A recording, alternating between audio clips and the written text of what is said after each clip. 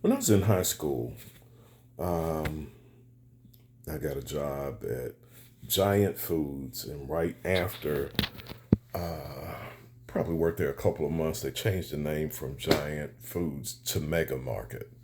So we initially were on Elvis Presley Boulevard, and then we ended up on the big store was on Shelby Drive. And there was a guy there I met because, of course, I was basket pushing. And then you get your little promotion, you move up from basket pushing, and they let you actually break down cardboard. You get inside of the store. And then, after a while, you do that, you can move up somewhere else. But there was a guy on the stock crew. His name was Kenneth Leaks. Kenny was just a hardworking guy. I got a work permit, so they let me get out of Central High School at 2 o'clock on school days so I can get to work. So I remember times that I got to work just a little after that, and Kenny was in the store. Kenny worked the night stock crew, and Kenny wanted things to be perfect on his aisle. And there were some days Kenny was on the overnight crew, but there were some days I came back the next day, Kenny's still working. And we were like, man, you're a fool. Because Kenny's checks started getting to be just astronomical as an employee on the clock. Because that was back in the day after certain times you got double time and all types of other stuff, the good old days. And I think a district manager came from corporate or something and told Kenneth and other managers they ever see a paycheck like that with that much overtime on it, that they're going to fire a group of people. So, okay, we thought that Kenny would start not being in the store, forgive whatever laws about overtime. All of a sudden, we kept seeing Kenny in the store. But we knew he wasn't on the clock. Kenny kept doing the work, not on the clock. And of course, all of us, what we said instantly, man, you're a fool. You're a fool. This is in the 80s, probably before anybody comes to look it up. Man, you're a fool. You're a fool. And it looked like he was a fool. But just a little after that, Kenny became night stock crew manager. Okay, that's a big jump in pay. And then a little after that, Kenny got one of those little red vests. So he became the night manager. So he's the manager of the whole store at night.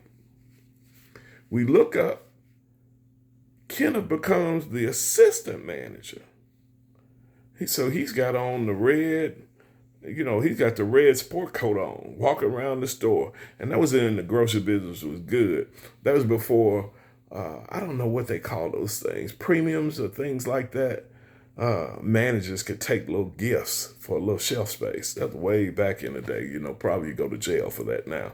But the salespeople would to get their stuff on the shelf. They probably gave you a couple sets of clubs and everything else. So we looked, and then all of a sudden I looked up. Kenneth got his own store. He got Mega Market on American Way, and Mega Market on American Way. When it was booming back in the day, I think they had a couple $500,000 weeks. So Kenneth was running the store. So I was so proud.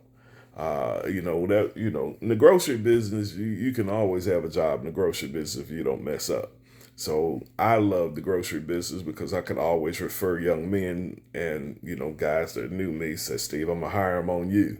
So it's nice to have a place to go. But I was just thinking about how they called Kenneth a fool. And one day I'm in Barnes and Nobles on Winchester when they were there. And there's this magazine called Progressive. So something just made me notice it. It's the magazine for the entire grocery industry. And guess who was on the cover? Kenneth Leaks. They did a story on Kenneth Leaks because by this time Kenneth had a group of stores that he didn't work for. They were his. The same guy that we called a fool. He's on the cover of the major magazine covering the industry. Watch who you call a fool. And then later on, I think Kenny ended up selling the stores, during the downturn or anything. But they tell me, Kenneth told me personally once that he went to a pretty good sized church, and his goal was to be the biggest giver in the church. And there were some well-to-do people in this church, and I almost think that Kenneth did it. He doesn't live in the Memphis area anymore, but just a super story, super results from a guy that we all called a fool. Watch who you call a fool. They may just end up in the Hall of Fame. Be blessed.